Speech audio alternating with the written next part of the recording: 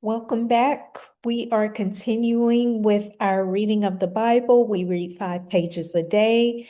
We're in Exodus chapter 19, and I'm reading from the New King James Version of the Bible. In the 3rd month after the children of Israel had gone out of the land of Egypt, on the same day they came to the wilderness of Sinai, for they had departed from the Rephidim and had come to the wilderness of Sinai and camped in the wilderness. So Israel camped there before the mountain.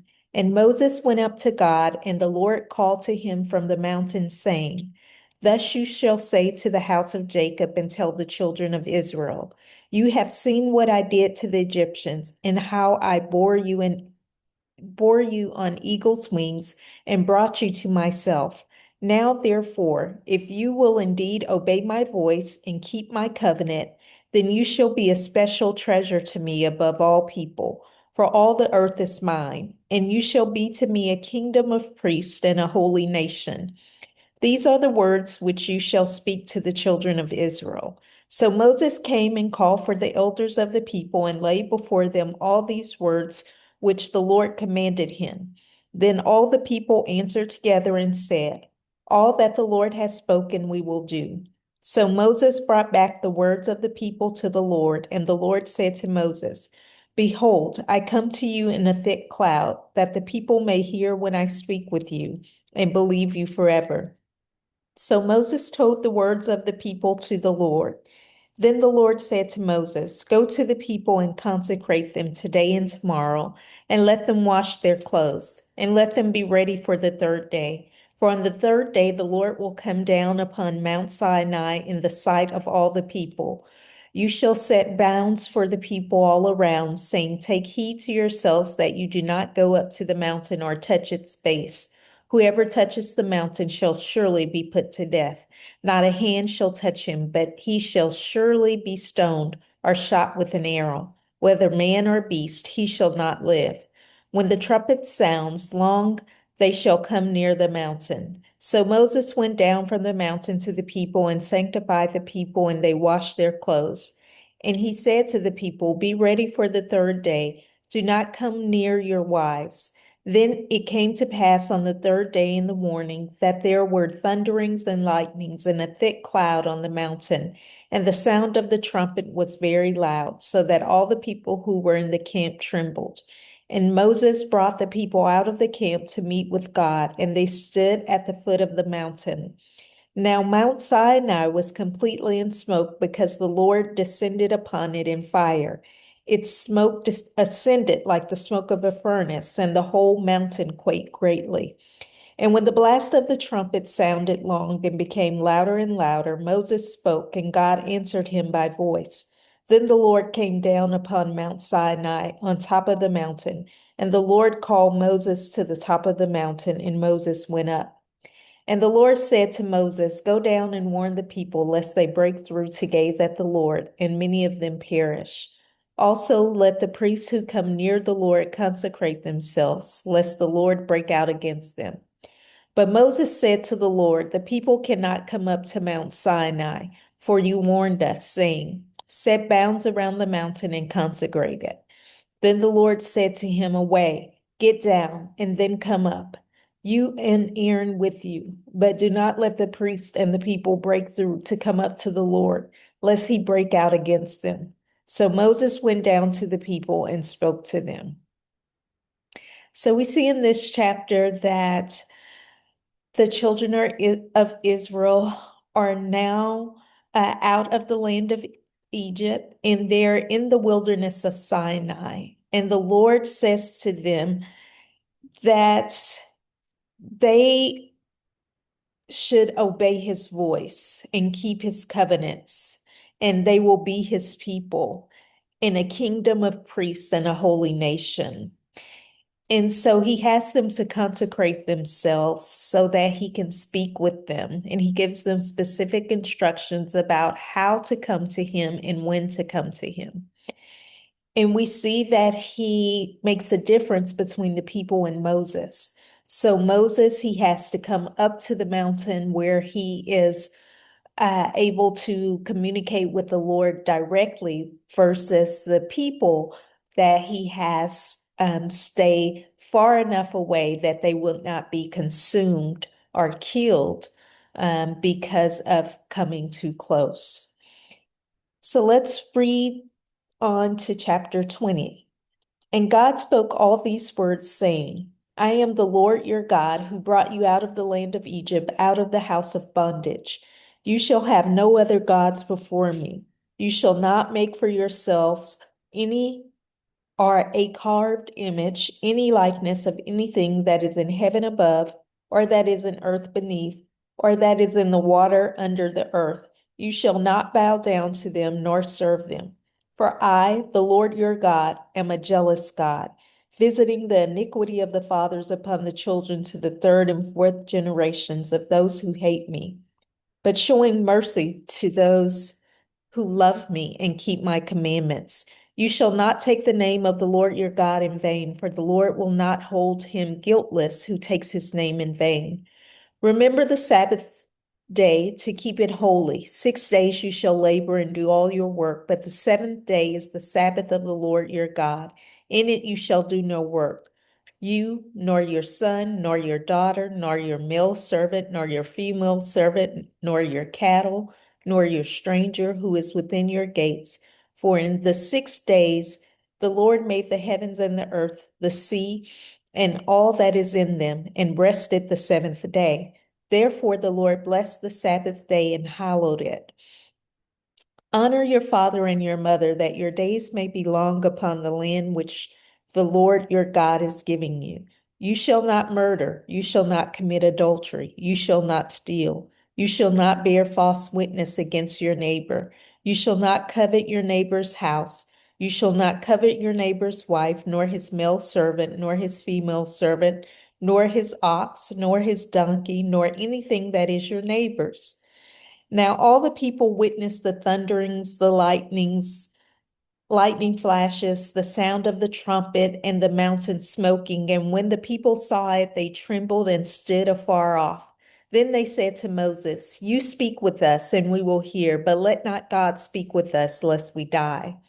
And Moses said to the people, Do not fear, for God has come to test you, and that his fear may be before you, so that you may not sin. So the people stood afar off, but Moses drew near the thick darkness where God was.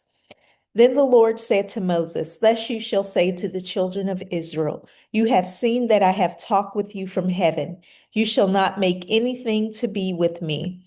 Gods of silver or gods of gold, you shall not make for yourselves. An altar of earth you shall make for me, and you shall sacrifice on it your burnt offerings and your peace offerings, your sheep and your oxen.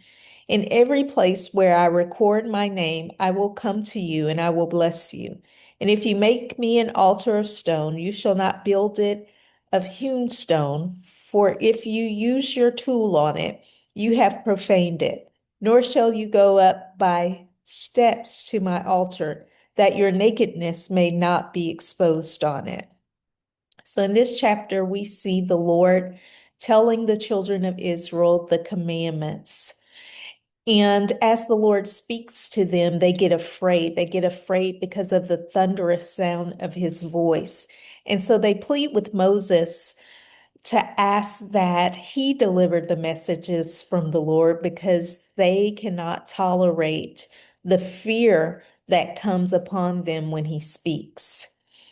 And so the Lord says to them again that they shall not make any idols of gold or silver in the likeness of God. And then he also tells them that they should make an altar and that they should make sacrifices on that altar to God. But he, even in this making an altar, he said to them not to make anything hewn. And that word hewn means that they shouldn't carve anything unto the Lord. So he says to them, don't even put a tool to anything that you would present to me. So let's continue on to chapter 21. Now, these are the judgments which you shall set before them. If you buy a Hebrew servant, he shall serve 6 years, and in the seventh he shall go out free and pay nothing. If he comes in by himself, he shall go out by himself. If he comes in married, then his wife shall go out with him. If his master has given him a wife, and she has bore him sons or daughters, the wife and her children shall be her master's, and he shall go out by himself. But if the servant plainly says, I love my master, my wife, and my children, I will not go out free, then his master shall bring him to the judges. He shall also bring him to the door or to the doorpost, and his master shall pierce his ear with an awl, and he shall serve him forever. And if a man sells his daughter to be a female slave, she shall not go out as the male slaves do. If she does not please her master, who has betrothed her to himself, then he shall let her be redeemed.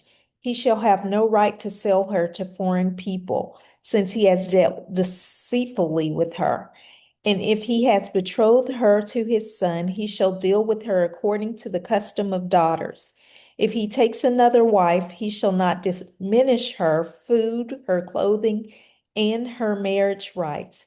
And if he does not do these three for her, then she shall go out free without paying money. He who strikes a man so that he dies shall surely be put to death.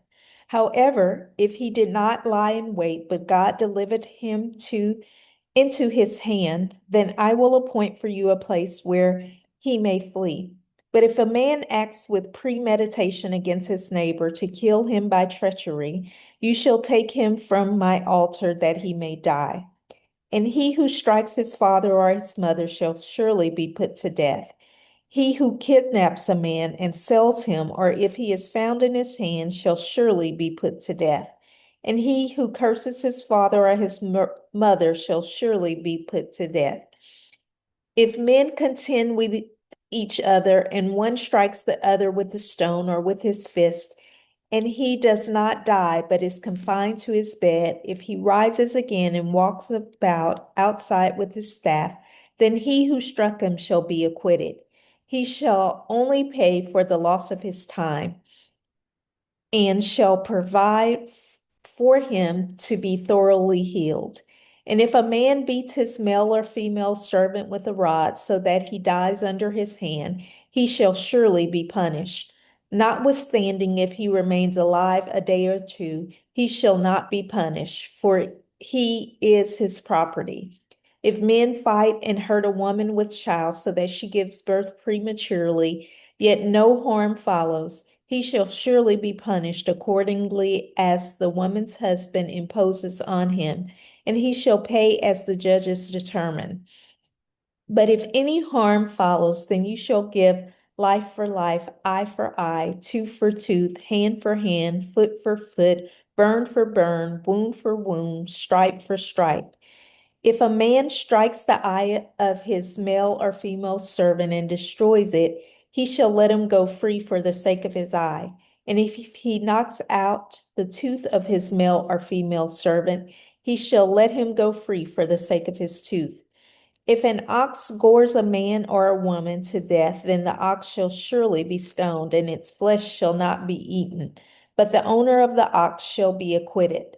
But if the ox tended to thrust with its horn in times past, and it has been made known to his owner, and he has not kept it confined, so that it has killed a man or a woman, the ox shall be stoned, and its owner shall be put to death. If there is imposed on him a sum of money, then he shall pay to redeem his life whatever is imposed on him. Whether it has gored a son or gored a daughter, according to this judgment, it shall be done to him. If the ox gores a male or female servant, he shall give to their master 30 shekels of silver, and the ox shall be stoned.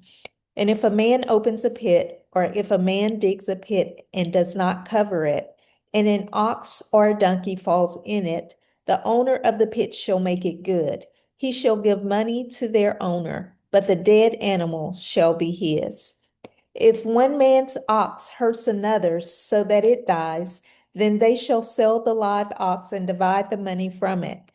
And the dead ox they shall also divide.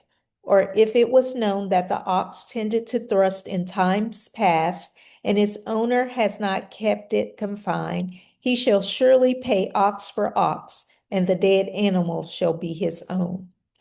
So in this chapter, we see that the Lord institutes laws for things that should happen, should there be offenses, should someone be in servitude, should an animal harm another person. He has clear standards for what should happen in these instances. And likewise, even today, we have laws that are in place to judge us should offenses occur. So having laws is not a new thing. It's a refined thing. It's something that happens from culture to culture, from nation to nation. There are laws, and we are to abide by the laws that are set before us. So let's read on to chapter 22. If a man steals an ox or a sheep and slaughters it or sells it, he shall restore 5 oxen for an ox and 4 sheep for a sheep. If the thief is found breaking in and he is struck so that he dies, there shall be no guilt for his bloodshed. If the sun has risen on him, there shall be guilt for his bloodshed. He shall make full restitution if he has nothing. Then he shall be sold for his theft. If the theft is certainly found, if the thief is certainly found alive in his hand, or the theft is certainly found alive in his hand, whether it is an ox or a donkey or sheep, he shall restore double. If a man causes a field or vineyard to be grazed and lets loose his animal, and it feeds in another man's field, he shall make restitution from the best of his own field and the best of his own vineyard. If fire breaks out and catches in thorns, so that stacked grain, standing grain, or the field is consumed, he who kindled the fire shall surely make restitution. If a man delivers to his neighbor money or articles to keep, and it is stolen out of the man's house, if the thief is found, he shall pay double. If the thief is not found, then the master of the house shall be brought to the judges to see whether he has put his hand into his neighbor's goods. For any kind of trespass, whether it concerns an ox, a donkey, a sheep, or clothing, or for any kind of lost thing which another claims to be his, the cause of both parties shall come before the judges, and whomever the judge condemns shall pay double to his neighbor. If a man delivers to his neighbor a donkey, an ox, a sheep, or any animal to keep, and it dies, is hurt, or driven away, no one seeing it, then an oath of the Lord shall be between them both, that he has not put his hand into his neighbor's goods, and the owner of it shall accept that, and he shall not make it good. But if in fact it is stolen from him, he shall make restitution to the owner of it. If it is torn to pieces by a beast, then he shall bring it as evidence, and he shall not make good what was torn. And if a man borrows anything from his neighbor and it becomes injured or dies, the owner of it not being with it, he shall surely make it good. If its owner was with it, he shall not make it good. If it was hired, it came for its hire. If a man entices a virgin who is not betrothed and lies with her, he shall surely pay the bride price for her to be his wife. If her father utterly refuses to give her to him, he shall pay money according to the bride price of virgins. You shall not permit a sorceress to live. Whoever lies with an animal shall surely be put to death. He who sacrifices to any god except the Lord only, he shall be utterly destroyed. You shall neither mistreat a stranger nor oppress him, for you were strangers in the land of Egypt. You shall not afflict any widow or fatherless child. If you afflict them in any way and they cry at all to me, I will surely hear their cry, and my wrath will become hot, and I will kill you with the sword. Your wives shall be widows and your children fatherless.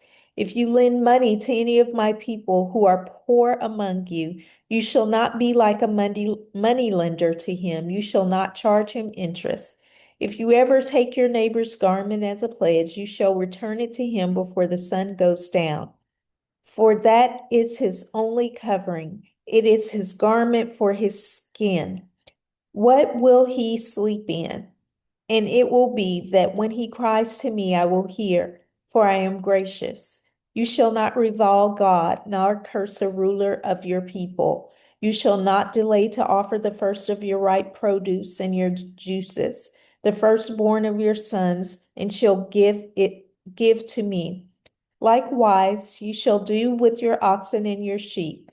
It shall be with its mother 7 days. On the 8th day you shall give it to me, and you shall be holy men to me. You shall not eat meat torn by beasts in the field. You shall not throw it to the dogs. In this chapter, we see more laws set before the people. And we see that the laws are very specific. It doesn't leave much room for interpretation because that's how God is. He's clear.